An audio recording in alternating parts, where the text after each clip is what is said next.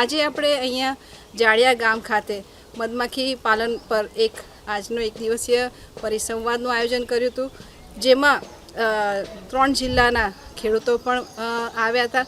અહીંથી ખેડા જિલ્લામાંથી વિવિધ વિસ્તારોમાંથી આપણે ખેડૂતો આવ્યા હતા. આણંદ જિલ્લામાંથી અને અમદાવાદ જિલ્લામાંથી પણ ખેડૂતો આજે અહીંયા ઉપસ્થિત રહીને મધમાખી પાલનની માહિતી મેળવેલી છે.